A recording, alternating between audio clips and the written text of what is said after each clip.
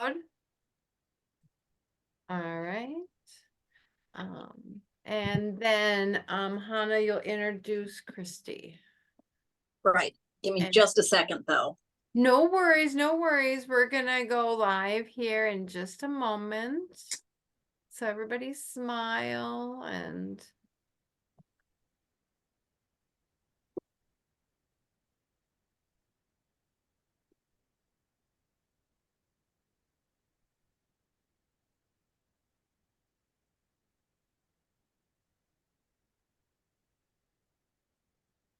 Oh.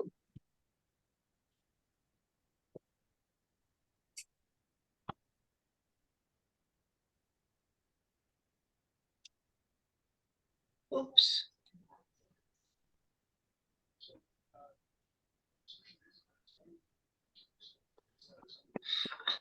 all right. Yep, that one. Sorry, I'm being seasick here. As soon as I hit OK, it changed from horizontal. So now I'm having to reposition. So You're sorry. perfect. Life is great. Hello, everyone. We're Hi, so everyone. excited. This is Upper Midwest Bead Society. Let's Bead Live.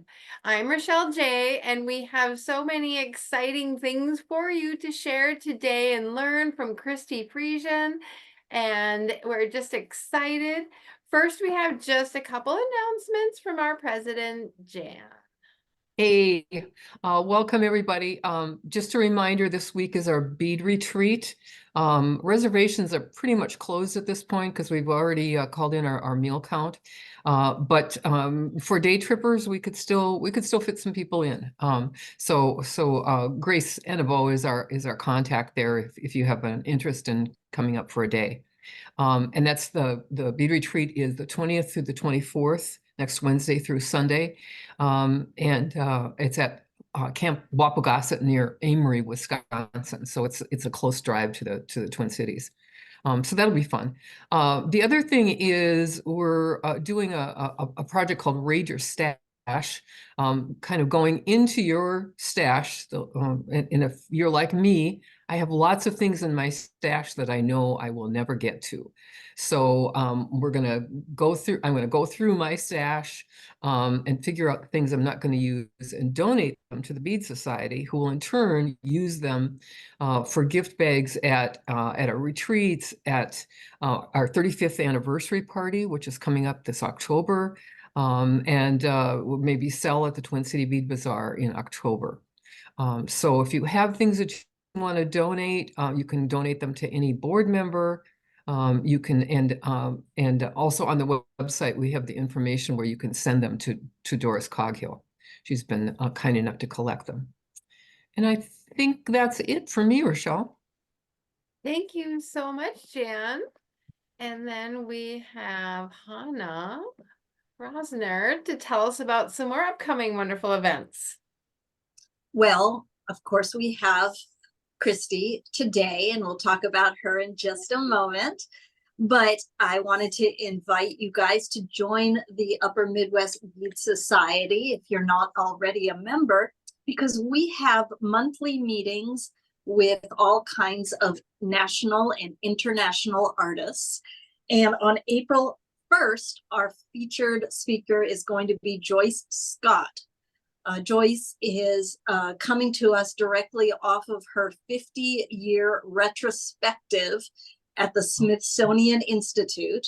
She is a versatile artist from Baltimore, Maryland. She's a printmaker, a weaver, sculptor, performance artist, and educator, but primarily known for her beadwork. Her art reflects her takes on all aspects of American popular culture, her ancestry, and her community. And her pieces serve as commentary for issues regarding race, politics, sexism, and stereotypes. So you should join if you're not a member already, and join us for this really wonderful speaker that we've got coming up in April. So excited for that. And it's only $35 for one whole year, and that's 12 meetings. So you can go to umbs.org and click on membership for easy thing. And so, but today, oh my gosh, I'm so excited. We get to play. We get to play. Absolutely. So do we have any other announcements, or shall I introduce our speaker I for think today? that's it. Oh, wonderful. Christy, we're so Hi. happy to have you here today.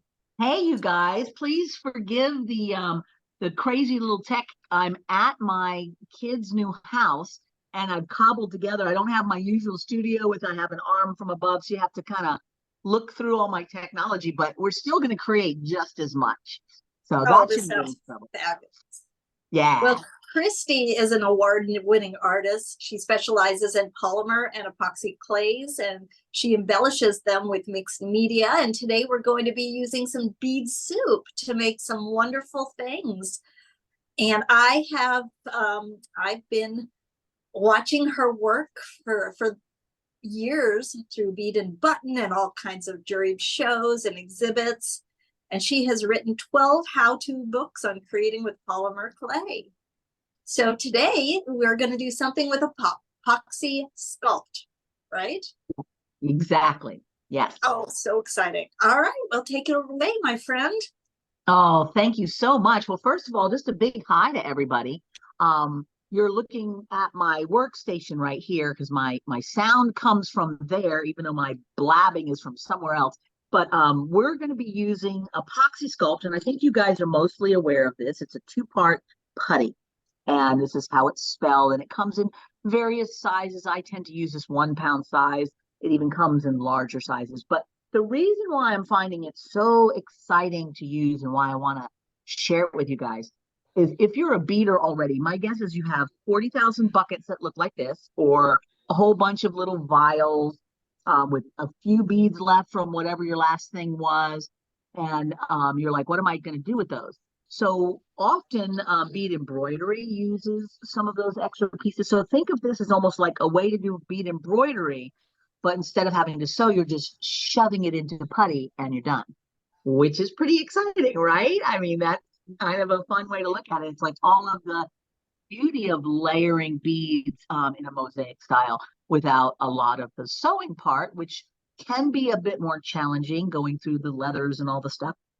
So hopefully you'll find something fun with this. So I do carry Apoxiesculpt on my site in the smaller sizes, and like I said, it's a two-part thing. So there's always a base and then the color. And today I'm going to use black because that just makes a lot of the beads pop. But you can use any color. So we're going to make a little heart.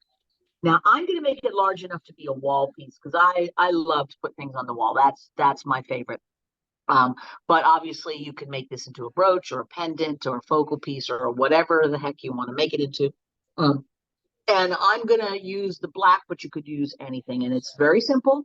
This is going to be a new addiction, just saying. So be aware that you're going to love it. But first of all, let's go through a few things that you need.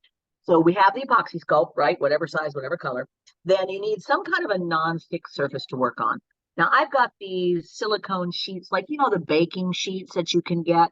I've got an Amazon influencer page. So if you want to see some of the stuff that I'm talking about and just put it in your Amazon basket, over on my website, you'll see a little icon that says, you know, Amazon favorites or something. Just click on that. And I've got various of these silicone sheets and the Apoxiesculpt and various of the things I'm using. But I figure most of you guys can kind of figure out how to get it yourself. Now, as we go along, I am a talker.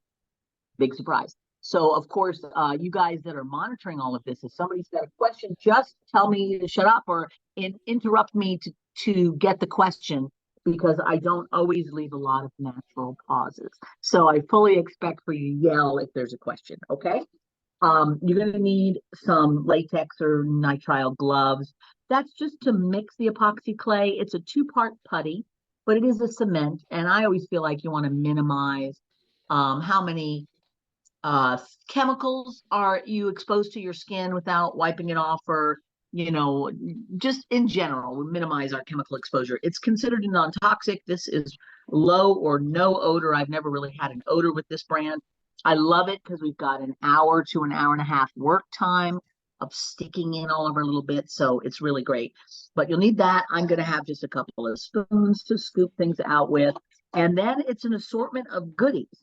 we're going to form it into a heart shape directly on the nonstick surface. If you don't have silicone, just use a plastic baggie. A flexible, any kind of flexible plastic would work. You can use, I love plastic baggies, why not? You can take a tile and wrap it with plastic wraps, any of those things work. And it will grab on while we're working. But then once once it's cured, and we'll talk about that in the end, it just peels right off. So easy breezy, right? All right. So what else do we got? So some of the things that I like to have at my ready are any beads that are already strung, because then we can make long little swoops of them, super easy, and it's a lot less work than if you have to put each individual one in, unless you like that sort of thing, and then go for it. But some things that are already strung, and this pretty much will take anything. The only materials that don't stick well to epoxy clays are plastics, and there are some workarounds for that. We can talk about that if you want to. But essentially, if you use any of your glass beads, pearl, stone, crystal, metal, ceramic, all of those they stick in like a charm. They're great. There's also a lot of other things, and this is one reason why I love using epoxy clay, is because it is a cement that is moldable. I can make a form and then put things on it that normally would be more difficult to apply. For example, pottery shards. So I just went to a thrift store, found some old pots, and smashed them with a hammer. I've also got some shell bits. These are left over from button making, and there's just little odds and ends with that. You can use shells. This is a shell that's got some breaks in it. So normally I would just take this and crack it with a hammer, and then I've got all these interesting surfaces to play with. I have some little pieces of dichroic glass. So if anybody makes dichro glass, this is a great way to use your little bits that were irregular or fused oddly. Also, if you have any kind of beads, like a lampwork bead, and something breaks, you can use it. You can put the broken side down into the epoxy clay, and that is just fantastic. And then just any other kinds of odds and ends that you have. We're going to use head pins. We're just going to use all the things. Okay.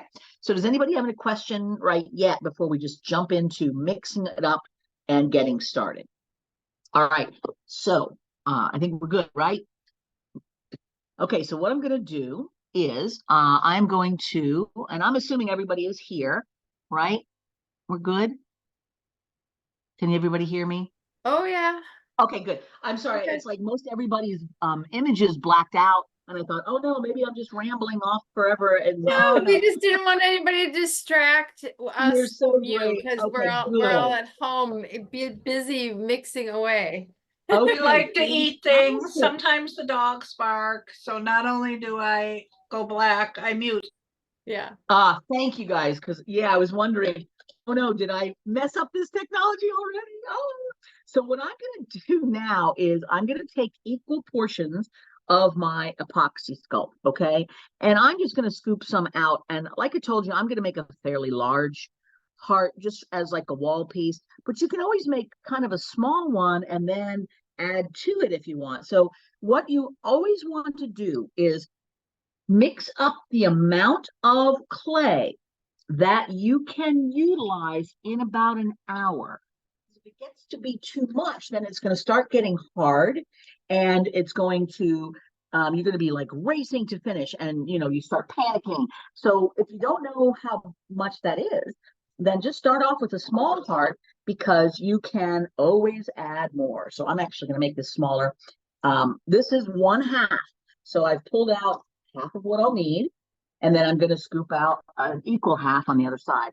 I use 2 different spoons, one for each portion, and you should always have 2 different colors. All right, so some people have mixed out like 2 of the exact same one, which is always awkward, because then you've got a lovely thing that you made, which will never harden because it doesn't have the 2 parts. So this is like any 2-part material, is once the 2 parts come into contact, a chemical reaction begins that ends in them becoming hardened, which is, often the case with things like plaster and resin and all that sort of thing. So we're doing the same thing here. And I'm off camera here, but scooping out another batch. And I go by eyeball. Now, some people have measuring spoons so that they have it exact each time. I'm not an exact kind of gal, although I admire and respect people who are, but I am a wing it girl. So I am winging, my spoons are always breaking. They're the biodegradable kind. They're getting a head start on biodegrading. They're just going to break for me. So I just kind of eyeball it and go, okay, that looks like we got about 2 equal portions. Good, good.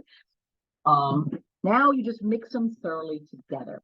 The idea or the goal with mixing is that you are going to have these completely integrated. And I'm going to be off the overhead camera and back to the Christi head camera while I do this, because my setup is very tight and I don't want to knock my camera down. But what I'm basically doing is I'm folding and rolling each time to completely integrate the two. You want to have no streaks visible. And I'd say it takes, depending on how big your wad is, it would take anywhere from like 1 minute to 2 minutes to mix it. You don't have to go like so crazy. As long as it's thoroughly mixed, you're good.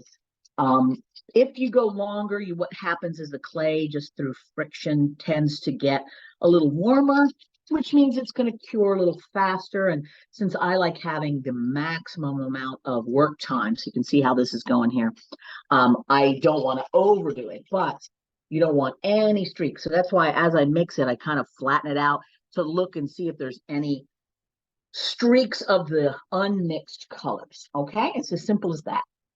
All right, I'm almost done here. All right, so once you've got your wad thoroughly mixed, what I always do is I always take a little bit out, like about this much, and I just put it off to the side, because sometimes I want to put things on other things, or sometimes I pull something out and I need to repair the big old hole to make it work. So the next step is taking what's left and turning it into a ball, okay? And then that ball is going to become a teardrop. And you can have a short, fat heart. You can have a long, skinny heart. It's just so up to you, however you want to do that. And then just, using your finger to put an indentation in there, we're just going to make this vaguely heart-shaped. Now, if you want, you can put foil behind here to make a bigger heart with less clay. I'm just going to kind of make mine bigger and flatter. But you can use the foil. I decided not to do that this time just because I didn't want you to have to be worried about too many things and having to run back. Oh, I didn't get that. Oh, she didn't say we were going to do that. But this is good. You just sort of make this heart shape. Now I'm making mine thick enough so that I can shove everything in easily, and there's plenty of clay for the piece to get all jammed all up in there. But it's up to you. You can make it whatever size you want, whatever makes it happy. Now, I can suggest a couple different things. If this is going to be a pendant, I'm taking off my gloves now. If this is going to be a pendant, like, okay, this is a pretty big pendant, although some of you can totally pull off a giant pendants. I think that looks fantastic. You could take a piece of wire and just bend it in half and trim it and just push it right in. And then you've got like a hanger. If it's a wall piece, then you can add more clay and a hanger on the back when it's all done. So that is whatever your call is. I'm not going to put this on because I don't feel like it, but you totally could. All right, so then the next thing you do, first of all, any questions so far? We have about an hour now to put our ingredients on. We don't have to completely cover it, although it looks nice when we do. And I didn't mention, but three things that are really good to have for tools is some kind of sculpting tool. It can be made out of anything. I use, this is my Wow It's Awesome tool from my my store, and I've got a code for you guys that gives you 10% off, which either Rochelle or Hannah will remember what that code is. I don't even know, but you can get it there. But any kind of tool that you can just use for sculpting is fine. I mean, you can use a knitting needle, like one of these metal knitting needles as a tool. That's all good. Then a pair of tweezers to pick things up and place them. And if you have any kind of pickup tool, this is a crystal katana, but there's also like little white grease pen or white or black grease pencils, any of that kind of stuff is going to be great. Okay, so what I usually do is I look at the thing and I go, do I have some center focal piece around which I want to build my design? And if not, that's no problem. But sometimes you go like, yeah, what if I put, this big thing in the middle? How would that look? Or I have a big pottery shard here. What if I led with this? What would look the best? Now I tend to go asymmetrical balanced but asymmetrical. That tends to be my go-to. But it's up to you what you want to do. If you want to make it matching, whereas everything you put on one side is on the other side, that's great. It's just kind of however you feel most inclined to, or you can just start adding all the little bits. I mean, honestly, it's all groovy, but I have a couple different things I could use. I have various shards here, so I'm kind of thinking, what if I just took two different shards and I kind of just place them like this. What I want you to remember as you're doing this is playtime, okay? This is not stressful. This should just be about goofing around and having fun. We have our regular lives with plenty of stress. Our art lives are supposed to be the fun parts.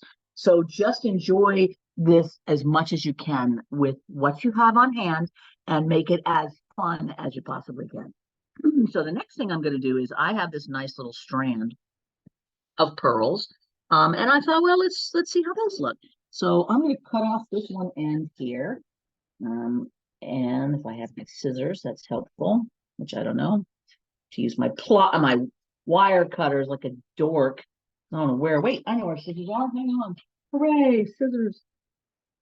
I'm in the new room, and it's the art room, actually. Now, guest room / art room. So there's scissors here. So what I'm going to do is I'm going to take this strand of pearls, and I want one strand to have an end on it so I can kind of push against it. So I'm going to just take a little piece of tape, some Scotch tape here. And you can use those little bead clamps, those ones with the springs on there. Those work great. So if you got those lying around, those are super. But I'm going to just take this now and push it all the way against that end so it's nice and tight. This is such a good way of adding a whole bunch of beads all at once. And I find that like really helpful. So I'm going to just stick this here. Okay. Right there. Okay. And I'm going to keep that tight so there's no gaps. And I'm going to push this in. And you see how I'm pushing it as I go. If I lay it all in place and then push it, it's going to end up kind of like almost like a ruffle or something. It'll end up pushing itself irregularly, which I don't want. So I'm pushing it as I go. And then let's see, probably right to about here. So we'll take away those extras. Bring those back to my main bucket. And let's see if I can pull this thread out. Boom. So that allows me to lay this whole big strand all at once, which is the best way to do it. Don't you think? I mean, get that whole thing on there. Why not? And then I'm going to do the same because I have a bunch of different things. Let me use one of these. If I can detangle it, I'm a little off screen, so you can't see what one of these is, but it is some iridescent tube beads. So I always like, when I'm creating with epoxy clay, is to start making some of the lines with these strands of beads right off the bat, because it helps me. And I apologize if I'm bumping the camera here. Hopefully I'm not making you too seasick. It helps me kind of establish the flow and start filling up space kind of quickly, because I always feel like this stuff looks the best if it's fairly full. So I want to kind of have as many beads on the piece as I possibly can. And tube beads are just an excellent way of doing that. And if you don't have them already strung, you can use a bead stringer, of course, or spinner, or you can just place them on with your tweezers one at a time, which we'll certainly do here in a minute. But I'm just going to put like a couple of swoops of this. I'll use those extras later.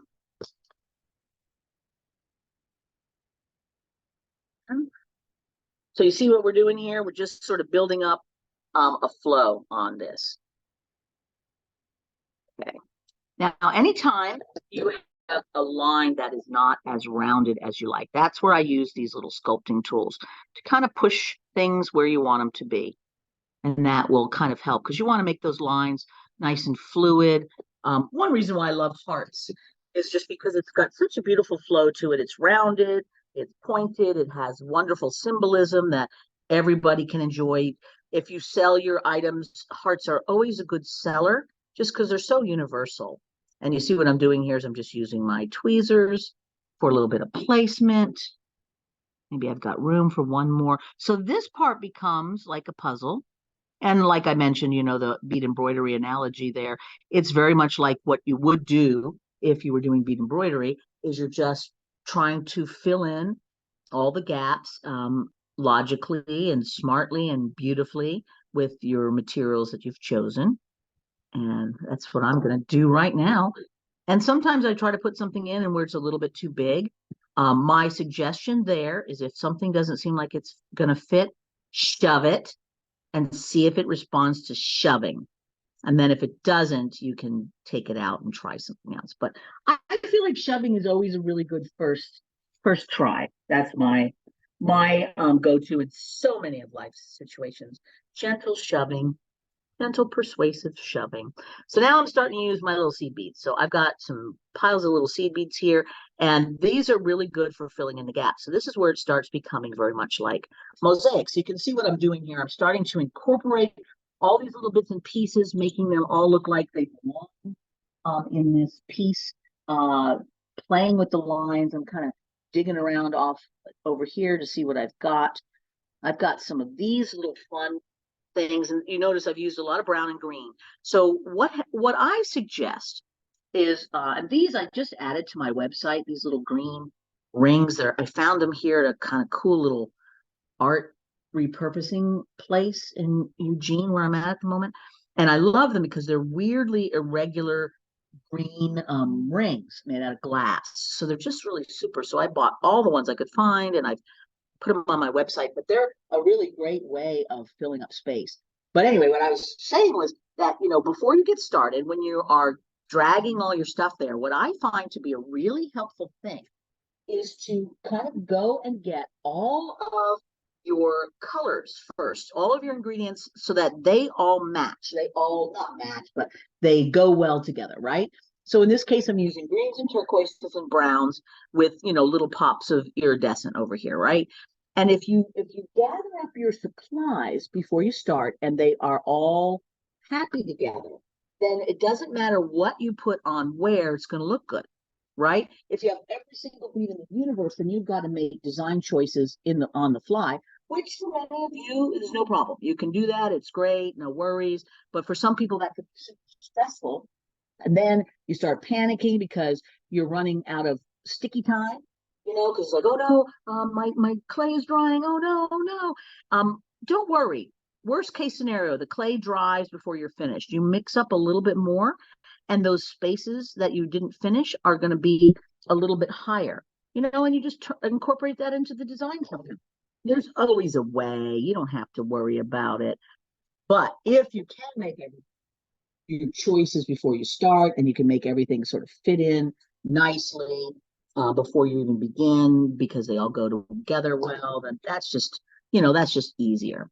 So you'll notice that what I'm doing is I am making sure that the space between these two is full, because then what that will do is it will make it look like these things are a design concept and not just I shoved some broken bits in there. Not that there's anything wrong with that. I mean, shoving broken bits is a legitimate artistic choice, but it's kind of nice to have a plan. And my plan is fill all the spaces. And that always makes it look like you know what you're doing. But you're not. All you're doing is just filling all the spaces. But it makes you look like a genius. So that's what I like to do. All right. That's the cool thing about art is anything that the art just does accidentally, you get to take total credit for. Right? And if it does something that you didn't really expect, there's usually some way you can figure out what else it should be. Sometimes it might mean putting it aside, eating a pint of ice cream, crying a little bit, and coming back to it later. But that's legit. You're allowed to do that. And then it'll come to you. A new design idea will come, or the thing that messed up after you've had a chance to sit on it for a while, you'll start thinking about it and go, oh, you know what? That could be this thing or that thing. Okay, so here's what we got so far. So we're filling stuff up. It's looking kind of cool. I've got some kind of funkiness going on over here by a lot of shoving. And I just take my tool and kind of clean that up. I'm feeling pretty good about myself so far. So I wanted to mention as well with these little shards that I have. Usually you would use a tile nipper to cut those. But if, like me, you kind of wandered away without your tile nipper, don't forget that wire cutters and or pliers can sometimes pretend to be wire nippers. Not as well, honestly, but they can still do the trick sometimes. So just be aware that you can snip and make these things do your bidding, even if you don't have all the proper tools in the universe. So what I'm doing with this is just adding a few more because it seems like a good idea to me. And I usually always go by seems like a good idea. That's kind of my modus operandi always. All right, so now I'm looking through my little bucket off camera here to see if I have anything particularly juicy that I want to add. And I see these little heshy something somethings. I'll probably put in a few more of these iridescent ones because I really like how they turned out. Oh, another little note is that as you are putting beads in, sometimes shoving in some beads pushes others up. So from time to time, just kind of give everything a little push. The what you're going for is you want these things to be embedded enough into the epoxy clay that they really are sticking, that they've had a chance to attach and really grab, and not so much that they're just lost in there and embedded forever.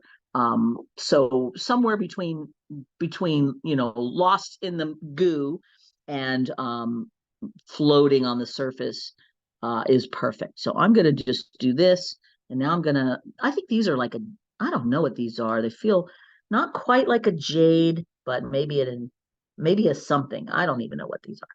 Now I am pushing these all along this outer edge. There's a good grab of epoxy clay on here, but it is there's not a lot. So what I do is I always go for the design first, and then later I decide if that design needs to be reinforced with more clay on the back. So probably once this is done, I will go on the back side and I will mix up a little bit more clay and reinforce it. But right now, I love the way it looks just on the edge there. Excuse me, let me get a little sip of my coffee over here. Isn't it cool that coffee tastes great, hot or cold or lukewarm? What is that about? I like that. Okay, so see how that's defining our heart? And it's just as simple as shoving beads in, and I'm constantly going through and cleaning up those lines. You want those lines to flow, man. You really want everything that you add to look like it adds to the whole purpose of the design, right? You don't have to know where you're going at first because the piece will tell you. I'm a firm believer in the more you do any kind of creativity, the more the material itself gets involved with that. Now, how that works, I'm not exactly sure, but it's like the clay has its own mind and it will help you figure out what it needs. And the beads have their own, but they all have their own thing going on. And they are very happy to kind of whisper in your ear, why don't you put this here? Oh, hey, you know what would look really great here? We just have to be open to that and listening for it and looking and seeing, ooh, what if I added that? Boy, that leaf looks unbalanced on that side. Let me add something. And usually that comes with doing, and that is a experience thing. The more hours in the saddle, so to speak, the better you get at being able to hear what the clay is telling you, or the beads are telling you, or the whatever material you're working with. That's my opinion based on just a life of doing it. So I do know that works, but so often, if we don't get a lot of time to create, then we are still sort of in the practice stage. You're not in the mastery stage. So don't be hard on yourself if your clay or your beads are not talking to you a lot yet. They will. It just takes a little time to get there. So don't worry. All right. So I'm going to do another one of these little heshy something somethings.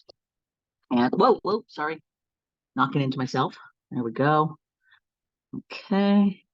Isn't this fun though? I mean, look how quickly when you have a strung strand of beads that it just like fills the space. Isn't that fun? I love that so much. And there's something very ridiculously satisfying about once you put a strand in, like pulling it out. And I think you've noticed what I'm doing here. Like this is a little tight, so it's going to take me a bit to get it. Is what I'm doing is I'm getting the end and then I'm holding it down while I pull it out so that it doesn't just like lift it off the surface. And then after that's done, I go back and press it again because it's going to be floating on the top and you're going to want to push that down pretty good. So now look how that's reinforcing the shape of the heart. We've got asymmetry happening all over the place, which is my favorite.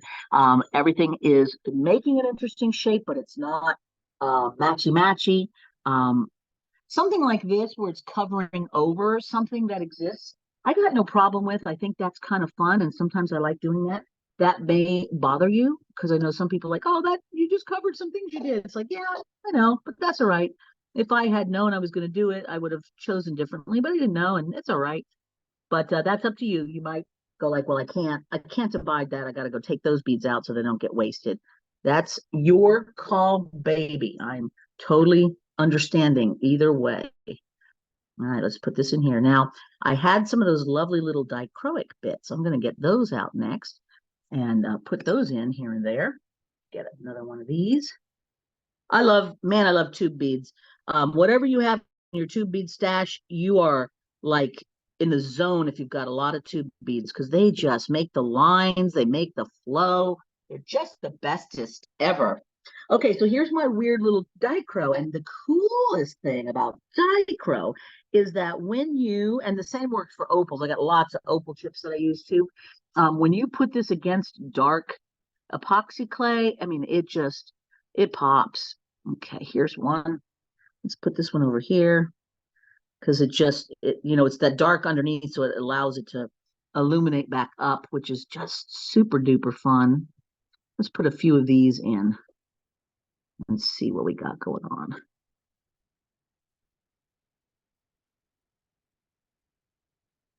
Actually, probably if I had my tool with me, my good tool, I would trim that down a little bit, but we can make it work. And even the little slivers can sometimes be good. See if I get a little sliver in there, maybe that will make it happier. Yeah. So you can just see like this is a way to use everything. All the little bits you have, things that you bought, and you have no idea what you're going to do with it. And now you suddenly go, okay, now I really see what I can do. I could put that there, do this and add that. It's just opens up so many possibilities. I love it. I love all the things. I really love just utilizing all of these different little components that you have lying around. I mean, what fun. All right, let me see if I've got anything that wants to float. I've got some funky fun things, but I think I've got some stuff that's a little bit big. So I'm looking in my bucket over here. I have some really cool, big old something or another glass pieces, Murano type glass. That looks good right there, doesn't it? So this is such a challenge to me, and I love it. It's funny because I'm not a big puzzle person, but this is totally puzzle, right? You're fitting all the pieces into the thing, and it's totally like putting together a puzzle, and I love this. So I don't always have as much patience for a regular puzzle, but this kind of puzzles, oh yeah. Okay, so this, I wanted to move it because I felt like adding that in there. And it made a bit of a gap in the clay, but because I'm going to shove a bunch of stuff in there, I'm not really feeling too bad about it. Getting close to being finished. And you can tell now, right, that the more things I'm adding, the nicer it looks. There is something about this mosaic assemblage process that really responds well the more you fill things up. And if it's not all the way filled up, it looks sort of like you stepped in gum and then walked around in a bead factory, and that's not my favorite look. I mean, I'm no criticism if that's what you decide to do and you like it. Art is very subjective. The only thing that matters in your art is if you like it. That's the only thing that matters, nothing else. But I think in this particular technique, the fuller you can make the surface, the more successful I think the finished design is, just in my opinion. Okay, so let's take a look around. Where are we missing anything? Where there's some little gaps to be filled in? Probably I could still shove things in so many gaps. I think the only thing that I haven't really put much on is the rest of this outside layer, and there's a little corner over here. So I'm going to just finish one or two little things in here, same old beads that we've been using because they continue the theme, right? So nothing wrong with that. And then let's take a look. I have another little choice for you if you want to do it. So I'll show you that. Digging through my stash here, finding just the right size. Too big, yep. Here's one. Oh, that one works. Stick that in there. Okay. Last one there. That fit? Yes, it will. Okay, so the only thing that's not finished, so to speak, is just right along this outside edge. And I have a couple of things that I can do there. I want to look at it and go, does it look unfinished? Does it look unbalanced? What should I do here to make this look fun? One thing that can be interesting is you can take these little rings and just grab and push them in this way so that they stick out a little bit. And I don't know, I think that can look really fun. Funky fresh. Trying to make sure that it looks good. Let's try that. Let's do a few of those. It'll give it a lacy kind of an edge, right? It's a little harder to stick in, but I think we can do it. Let's do it. And you notice how I'm holding it so that I'm not messing up things that I've already done. Because it's just it's the laws of physics, right? Equal and opposite actions, reactions, blah blah blah. If I'm going to shove in this way, it's going to push up some other place. So I want to make sure I'm kind of controlling the extent to which it's lifting up. Let's just continue that along the way. And let's see, one here, because I got one more thing to show you.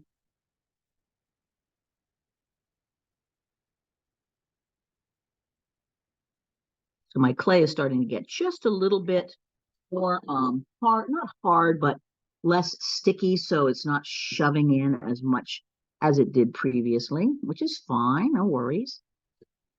I made a gap there, so I'm trying to push that back together. There we go.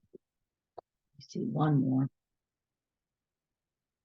And then we're going to do one more thing. I think that will work. All right, so now I'm going to get some head pins, and we'll just do like a little stack of beads, because that's a fun trick too. So I've got a couple of ball tips, head pins, and let's use some of those. Let's use some of our tube of beads, if I can find the end of those. Okay, and let's see what else we got around in here. What if we took, that's blue. Blue would be good, but let's not do blue. All right, so I've got these. That's going to work. Yep, that'll work. Got a couple of those. Let's do 3 of them. And then we'll use some of the turquoisey fun bits on the top. Okay. Okay, so what we're going to do is we're going to just make a little line up here. We'll do a turquoisey bead, a big old honker bead. Nope. A tube bead, and then a big old honker bead, which is a technical term, the big old honker bead. And I'm going to just keep it like this and stab it in there with this big long stem, because that stem is what's holding it, that it'll attach to the metal. And I want to do it at such an angle that it's not like poking out the back. If it does, you know what, you just go back there and fix it once it's all dry, and it's fine. But if you don't have to do that, then why, right? So let's do this. And ball tip head pins, man, they're your friend. They're great. I love them. In fact, we're going to put a few more on the front in some places that I will tell you. And then we're almost done, guys. And we'll just talk about, the last little drawings and things like that. Make sure everybody's got all the information, and then have some questions. So we're doing great. But you see how easy this is, how fun this is, how brainless in a good way it is, where you're just letting it flow. You're letting the creativity be playtime.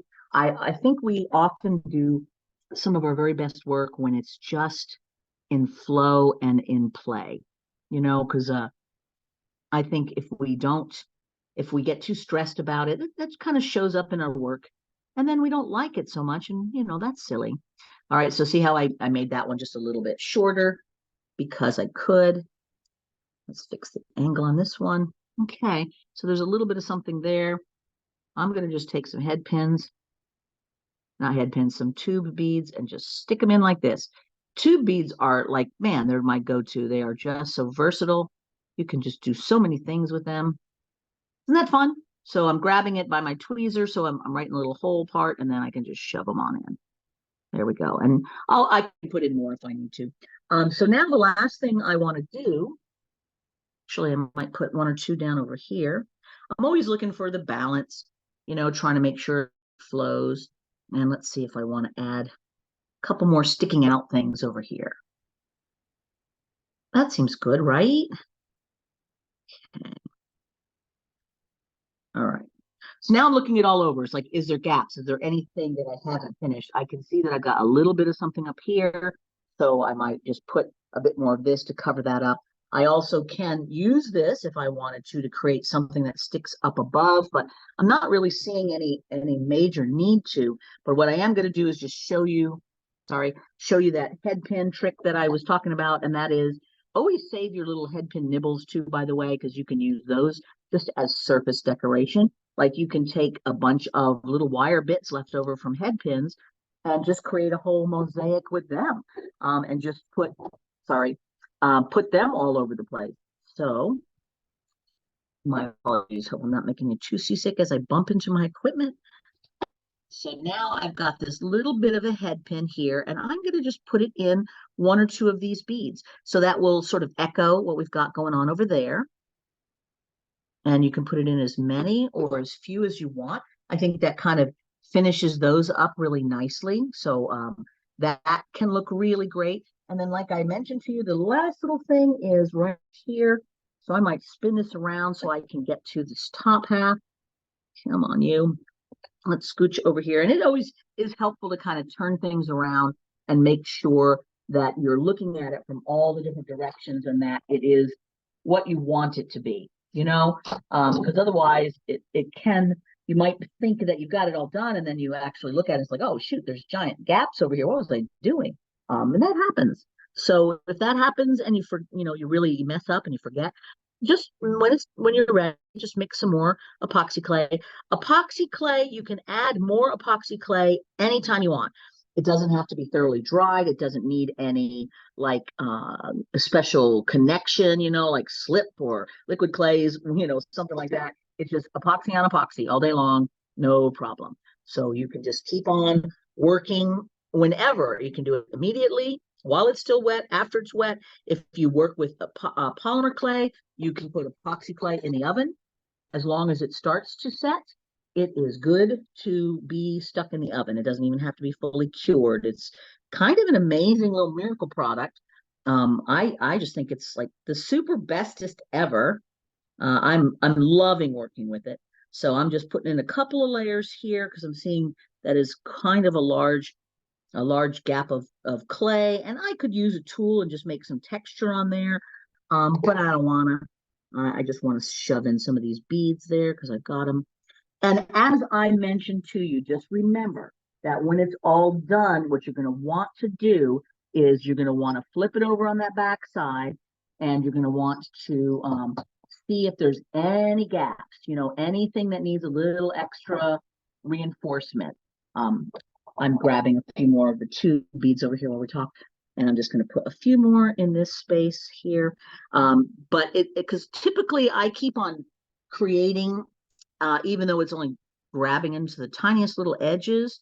And then once that is all done, I go on the back and go, okay, I need to fix that and add that and reinforce that. And that's totally great. All right, let's spin it back around to normal ways and let's take a look at it.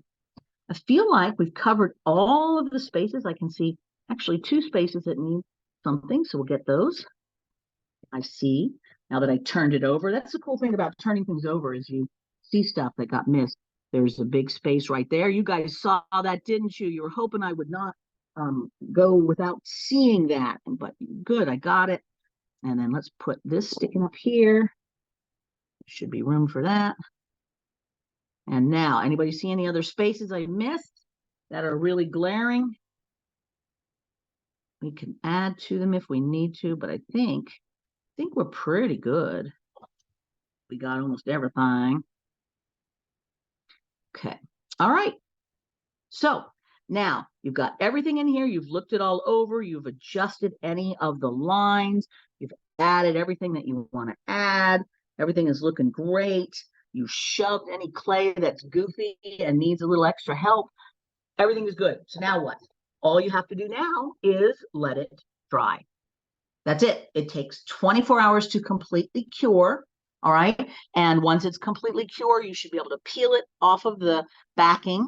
And then you can mix up a little bit more epoxy clay, because once the epoxy clay dries, it's done. It's like acrylic paint. It's wet until it isn't. So you can mix up a little bit more and make a little wire hanger out of just a piece of 20 gauge wire. And now it's ready for the wall. Or you can decide what you're going to do with it. You might decorate the side of a vessel if you wanted to and continue to mosaic around it. You may continue to make more. You might take a mirror and put it on a mirror and then hang it as part of the decoration of a mirror. It's kind of just up to you and whatever you want to do. Okay, so that is the showing you how to do stuff. Shall we have any kind of questions and conversation? Oh my God, that was just so amazingly fun. I love what you did. It is fun, isn't it? It really is. And I'm just intently playing on my crown here, but Oh, very good. Yeah, I I kind of even hate to make you stop working on your crown, because we're like, hey, Christy, I'm facing the clock here. I've got to get but this. yeah, how long do you really have to play with this stuff before you should stop? Yeah. I would say as long as you can still push the beads in and you feel it grab. It's kind of like gum, as like bubble gum starts, you stick it under the table and then you come back and it's kind of hard and crusty. Mm-hmm. Well, as long as it's still sticky and gooey, you can keep putting stuff in. But once it starts resisting and you can tell it's not really grabbing, it might make an indentation, but it's no more grab. My estimation is I usually count on, I have a solid hour. Okay. And then an hour and a half, I can push it to an hour and a half almost always. But I try to only make what I can do in an hour. So like, for instance, if you go like, oh, I'm just starting, I don't know what I can do. Take your nonstick surface, draw your heart shape on it with like a marker or whatever, and put epoxy clay on just half. And do that one half. Then mix up more epoxy clay, shove it right on there, and keep on going. Oh, that's a So good that's idea. like one way to do it, to make sure that you are never biting off more than you can chew and panicking yourself so that your design is not as good as you wish. But I find like this, to me, is like, for me, this is a perfect amount of area to cover in an hour.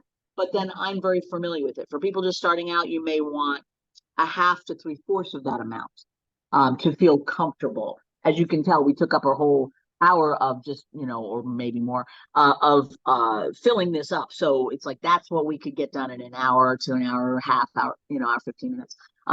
So just judge accordingly. But I would say this is a good rule of thumb for this is a thing that is fillable within an hour. When you're first starting out, maybe a little smaller. That helps. And can you paint it or change the surface color once it's done or anything? Or what's the rules on that? Yeah, you can. You can antique it with acrylic, just like you would antique anything. As a mosaic, people use grout and stuff. I don't use grout because it's not necessary. I'm using the color of the epoxy clay to provide the visual element that grout would do. But since it's not a surface that we're walking on, it doesn't all have to be level, which is why you grout things. As well as keeping things together and keeping junk from being in the cracks. If you like that look, then you can experiment with it. Just make sure that it is things that you've used in your design where acrylics would wipe off, or whatever. I haven't even practiced if you could actually use grout on here. I have no idea. I think grout tends to be really good for a flat thing because it's not going to get moved or flexed around, and these are curved surfaces and stuff like that. You can paint, but or use color. You can use powders on the top, mica powders. I use pan pastel, which is a really lovely pastel powder that comes in these little circular dishes. And you can, especially like if I'm using white epoxy clay, I'll put powders all down in the cracks and just let it completely dry and then use a wet wipe to clean the surface. And that works fantastic to add, like you could do purple over here and greens down here and yellow over there. You know, you can put multiple colors that way. But yeah, you can absolutely, if you're creating a thing and you want to paint on it, it takes acrylic paint really beautifully and other dyes and tints and things as well. So yeah, it's very versatile that way. It's nice. It's got a really dense surface, almost like a ceramic. I mean, yeah, like a ceramic. So it's very non-porous, but it still allows for paint, mostly surface stuff. So like if you were painting it with acrylic and putting it outside, you know, unless you were doing, I don't know, I'd have to experiment a bit because you'd want the tint to really embed itself into the clay. But I think it would do fine if you were doing more of like a stain instead of like a surface thing. But yeah, you can put all kinds of colors on there. I wouldn't use alcohol inks because they will also dye all of your beads and everything else too, but acrylic paint works great. Okay. Any other questions? Anybody? Well, Vicky It's says good. that coffee also tastes good frozen as ice cream. She's responding to your comment about coffee at the beginning. My question for you is, have you found Dutch Brothers and Voodoo Donuts yet? Oh, heck yeah, girl. You know that. That was the first stop. They've got that big flurry, what, I forget what they're calling it, some blizzard or something, but it's basically a frappe. And oh man, when you want coffee that's actually dessert, that's my go-to. Oh, aren't they But my fabulous? goal is just to try all of the donuts and coffee in the area. I mean, that's my kind of goal because I need to taste them all. But yeah, sure. And you know, I went to a coffee joint. It wasn't here, it was somewhere else, but they made coffee ice cubes. So when you ask for an iced coffee, they put coffee ice cubes in it so that as it melts, brilliant. it still stays liquid. Ah, I know, right? These little things. I love that. The little joys of life. And I'm such a big fan of that. You know, life has got a lot of stuff in it we have to do. And none of us spend enough time just having fun. Somewhere along the line, as we were growing up into adulthood, we got told that we had to be adult and mature. And I think at heart, we would all just like to be big children. I mean, yeah, we don't want to be irresponsible and cause damage to ourselves or others, but we want to play more. We want to have fun and giggle and take naps and stomp in the mud. We should do that more. And those of us who are creative, we get a chance to play in a way that a lot of other people don't. So make sure your creativity is playtime. And that's why I love this material, because it just feels like play. You're just taking your bead pile and you're just smashing stuff in there. And if you can have coffee and donuts at the same time, then win-win. Absolutely. Donna Well, would I like think to know if you can bring your finished piece a little closer to the of course. Actually, to the yes. camera. Right. I absolutely can. Let's see if I can get that up there and hold it still so that the camera can see it. I have to play with the angle and see. All right. It seems like it's taking a little bit of focus issue. Is that a little bit better? It's still not focusing, and I'm squinting to see it because I have my weird glasses on. No, I think it's That great. is not as, yeah, it's not It as looks clean really as good. yeah. And you can see it's just a pile of things all jammed in. You may come up with a more cohesive version where you are using flowers and leaves and you make a whole bouquet or whatever. But I think you can never go wrong with it. It's a heart shape and you shove stuff on. I mean, you cannot mess it up, which is nice. I like projects where you can't mess things up. They're my favorite. But it's such an easy thing. It's so simple. You mix it, you shove things in, you let it dry. I mean, it's that simple. And what's not to love about that? The product itself is not smelly. It has a really long shelf life. You can mix it up in tiny little bits to repair things even, you know, or just add a little something onto something. You can make your own little head pins by putting a little blob on the top and then rolling, you know, crystals or sand or microbeads or whatever on there. So it's like, there's a lot you can do with the stuff. It's quite lovely. Marianne, who, uh, Lisa, and there was one, and Grace all send their hellos. They're all Hi. watching on Facebook. Oh, I love that. Hi, guys. Good to see you. Thank you for watching. And then Marianne says, thank you all so much for allowing us to join in this wonderful live event with your beading group. Oh, that is great. I've kind of posted it to a couple of my groups. And I'm so glad, Marianne and Grace and Lisa, I'm glad you guys were able to join in.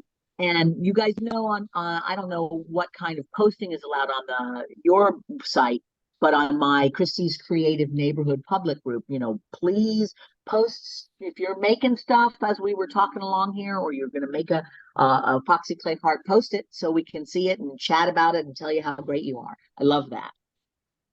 Why don't you tell everybody a little bit more about your weekly thing that you do so that people could join? Oh, I'd love to. So I've got Ugh. way many things going on, probably more than I should. But if you go to my website, which is just christifriesen.com, you'll find it. It's easy to find. And you'll see that there's a Christi Universe memberships tab up at the top, and you can kind of look around. So I've got different groups, from a little free group where it just kind of links you to different places where I show up, as well as things like our $10 a month or whatever if you want to join my creative circle. And in the creative circle, that's the $10 a month one. We have a new project every month that is primarily polymer and epoxy clay. Once in a while I add another little material, but it's almost always polymer and or epoxy clay. And then every Sunday I have a live chat in that group. So we talk about creativity. We do a lot of talking about food to get us started. My brother often joins in when I'm at home. When he's fun, and then we kick him off when we have time to do our creativity. But we'll also often do little demos together, or we'll have a troubleshooting or whatever. So it's really great. And then once a month, I do the same Sunday live chat, but I do it through my Christie's Creative Neighborhood, which is the free Facebook group. And I will do that on the first Sunday of every month. So that's a free one. And we talk and we make things, you can go to my YouTube channel. You can find me a lot of places with a lot of things that are projects. So if you're finding this epoxy clay stuff kind of cool, go to my YouTube channel. It's just Christi at Christi Universe. And you will see quite a number of both lives. So check them out. There's videos, shorts, and lives. Go to the lives and you'll see, I know there's one or two on epoxy clay specifically. And then just check out the videos. There's multiple with the epoxy clay stuff, as well as polymer, of course. But a lot of like, just let's make this, or let's, there's a turtle that you can make up there, like a sea turtle and hearts and blah, blah, blah. So there's a lot of fun stuff over there. But yeah, and then I carry a lot of products over on my site as well. Those of you bead people are going to have tons of things, but I always get odd stuff, little stone chips, and like I mentioned, those little green rings that anytime I find some really interesting little thingy in my wanders, I buy as many as I can and then add it to the website as well. And I, sometimes I have just bags full of shards of pottery bits, whatever I can find that amuses me, I put on there, and I try to make it different kind of stuff that you can't get anywhere else. So it's good. And then I have one last group that you might consider, which is called my Diamond Members group. And they are the ones who have dibs to my original artwork. So occasionally I'll put artwork that are limited edition series on my site, but all the original stuff goes to that group specifically. So if you're into my art, consider joining that, and you can see all the latest. That's like $5 a month. So there's many ways that you can give me your money, which I love, and join around with all of my yammering and chatting about creativity stuff. Wow, it is just so inspirational. I just love it. Thank you. I love seeing everybody's art. And you mentioned, that we had connected, many of you, I've connected with you back in the bead and button days. And I always loved going to that show because you'd see what all of the bead people were doing, from the weaving to the bead embroidery to bead making, and all the glass workers and the metal clay. I mean, it was such a lovely variety of things within the universe of beads and adornment. it was always so much fun to connect with people and just, be able to be there, but just fun to see how much creativity there is. Whether or not, I think I was chatting with somebody before we started, whether or not you go, yeah, I want to do this. Or you just like, well, that was interesting. Just being able to see other ways of creating always impacts what you make. So it gives you new ideas, it gives you new outlets, gives you new ways of thinking about things. So whether or not you incorporate polymer clay into your universe doesn't really matter. Watching what people do with it's going to give you ideas. So I love that it's so bead friendly. That anybody who's got a bead stash, man, you kind of need epoxy clay just to do different things. There's different people. I think you've probably seen Betsy Youngquist stuff where she'll go get like forms like a bunny or whatever and cover it with glue and put beads all over it. I know sometimes she uses epoxy clay and sometimes she uses glue, but I was just like, people are doing all kind of crazy stuff with just covering things up with their bead bits. You could get a little pottery jar or a pot and just start putting this directly on. Epoxy clay sticks wonderfully to any kind of hard surface like glass, ceramic, metal, stone. It's especially loves that. So, think in terms of like if you wanted to embellish, some pottery or some glass, or you wanted to make a knob on top of something or a knob for your cabinet or whatever, epoxy clay is a great go-to for that. So it's really fun just to start experimenting. And then it's waterproof. And you can make sculptures for your yard. You can, embellish wind chimes. It just never ends. You can take a frame. If it's something like wood, because wood is porous, the epoxy clay sticks to the first layer of the grains of wood. So what I usually do for something like wood or something similar to that is I put some screws in there. And that way the epoxy clay can go right over the wood part, but it actually is attaching and anchoring onto the metal screws. And then you can start building it up and just doing all kind of fun stuff with that. So it's really kind of the sky's the limit. You can go a little bit nutsy. Wow. So you don't have to put any coating on it to have it outside. Nope. In fact, it's better if you don't, because it is like it's a cement. So once it's out there, a coating over time might flake or whatever, but if just as it is, that's why it's nice to have the different colors. So they've got, I think on my site, I carry the small ones. And so I carry the bronze, which is a brown, and green and blue and white and black. So those are the ones that I use all the time. So I carry those. The company itself is Aves Studio, Aves. And you can go there and they have a little code that they gave me to give out if you want to go over there and purchase directly from them in different colors or larger quantities. It's Apoxie Now, APOXIENOW, Apoxie Now, APOXIENOW. And I forget if it's 10% or 15% off. They also carry my tools. They carry this nonstick sheet that I use. It's a very big one and I just chop it up into bits. And they carry Crystal Katana. They also carry Swelligant, which is my product line of metal coatings, which work great on epoxy clay. We're in the process of sort of revising. So they have some stock now, and there'll be different stock as we go along. But they have a lot of stuff over there. So Aves Studio, and it's Aves Studio. But yeah, they're good people, and it's a U.S. product, and I really enjoyed using it. I've used 2 or 3 of the other epoxy clays, and they're fine. Some of them though were really stinky, although I love the stickiness. Others of them hardened in 5 minutes, which were great if you're doing like a cookie project, but not when you're fussing around like I am. So all things considered, I absolutely am in love with the epoxy sculpt products. So that's mine of choice, Apoxiesculpt. So even though they do have one called epoxy clay, you'd think you'd get that one. I think it's a little, it's not as sticky as the Apoxiesculpt. So that's my recommendation. And how big of a project can you get like out of your little sample or the little colored ones? How far does that go? I have like a 1/10 ounce, which is pretty small, and then tenth of a pound and a quarter of a pound. I would say that what I used right here was most of the 10th size. I think those things run $10 or $11. It wasn't a full amount. This would probably be using up 3/4 of that. So, conceivably, even the little 1/10 of a pound size, you could do 2 hearts out of that. And especially if you made them smaller as brooches or pendants, then you could do quite a bit more. And that's where you would maybe stick the loop in so that you've got a hanging thing, and you could turn them over on the back and then finish the back side. It could be, just a stamp, a pattern on there, whatever else you want to do. But it can be carved and sanded and all kinds of other things.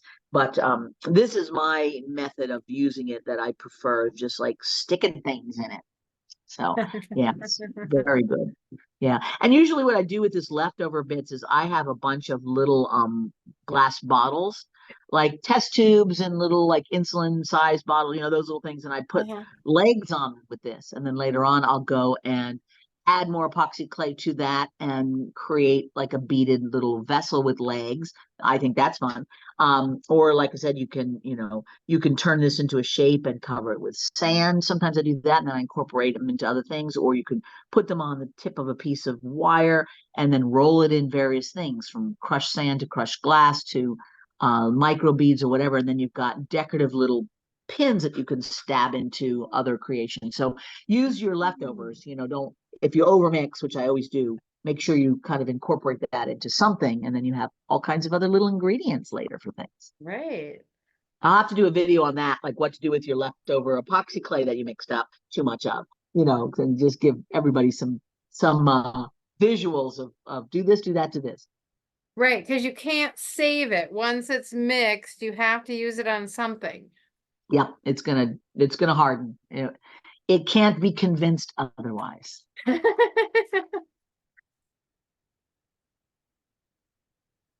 Well, cool. Anybody else have any other questions or wonderings or amusements? Otherwise, I think it's just like, I think it's so obvious. Like once you see it done, you're like, oh, well, that's not hard. I could do that, right? Because sometimes when we think about a new material, and this often happens, like especially with resin, it's kind of like, oh, I want to do that, but I kind of have to get myself in the mood, psych myself up to be able to start this new thing. And with this, it's like, oh, you just mush the two together and stick things in. Oh, okay, I can do that. So don't hesitate to play with it.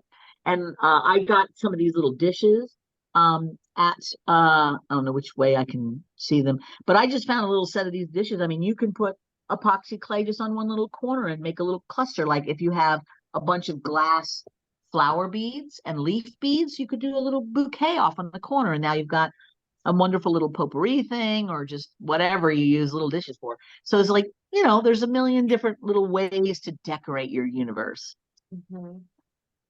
I concur, and I am so excited to see what everybody else does with theirs. So please post your pictures of what you made in our chat, in the group, or the, what do you call it? The video, or in our private group, or on our page, or on your page, to share the love of all what you made. And I see somebody over there in a purple shirt raising her hand. Paulette, I think. Yeah. I was maybe I missed it. Is there anything that Apoxiesculpt does not stick to, or it just doesn't react well to? It doesn't have a chemical reaction to anything that I'm aware of, which is nice to know. But it doesn't adhere to plastics, because most things don't. Plastics are their own beast. But there's some workarounds on that. Like a lot of times you can drill in holes and add wire twisties, and then it will adhere to the wire anchors, or you can, use some chicken wire and wrap and then do it on top. So anything where you can create a physical connection to plastic that then the epoxy clay can stick onto, that will work. I've also used, like with polymer clay, I will use super glue on the polymer and then put the epoxy clay on the super glue, and that seems to be a pretty reasonable grab. But I can also screw in little screws on polymer, because it screws right into polymer, and then again it makes a metal anchor for the epoxy clay. But yeah, I mean, it goes great on aluminum foil, it goes great on every single metal in the universe, but it just struggles with plastics. That's the only ones that it has a hard time with. Okay, because that's a good idea, because if you have a piece of polymer clay piece that you like, you can add a side structure to it or whatever, and then put metal on it, and put it right next to it, or built from the bottom up and then next to it or something. That way it makes like a together pieces. Okay. And sometimes, like with polymer, if I let's say I was going to do a turtle and I made the turtle out of polymer clay and wanted to make the shell out of epoxy clay. I'll create the turtle and then I'll embed just some wires in the back where the shell's going to be, bake it. And then now I've got these wires that I can just kind of twist and crumple up and put the epoxy clay right over the top of that. And that works really great too. But I have found that, you know, Crazy Glue makes a super glue that has like a nail brush applicator. I use it all the time and I just kind of brush it onto my polymer, and that just helps the epoxy clay stick, because the super glue seems to grab fairly well to, I mean, it's not like a really great bond. I wouldn't use it to, you know, haul things around with, but it does help just make that connection a little bit stronger. That seems to work.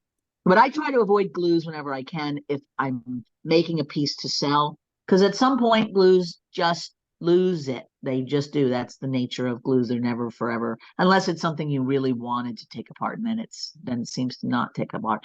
But any kind of physical connection is always going to be the best. Okay. Thank you. Yeah. And a couple people I noticed at the chat's active, and a couple people said hello and thank you and stuff. Please forgive me. I have my glasses on to be able to see my work, which is not as good to see my screen back behind me or in front of me in the distance. So if you said hello or thank you or whatever, I appreciate you all very much, and I apologize if I didn't respond to all of those. Everybody. All right. Anybody else got any other questions? I can't see the whole gallery, but other people around here can. You So if could there's something switch else, it to the gallery if you wanted to by your view in the corner. You just go to view and change it from speaker to gallery. But yeah, a lot of people have their cameras still turned off. yeah, I knew that normally I can do that, but for some reason it's not showing me on the screen that I'm on how to do that.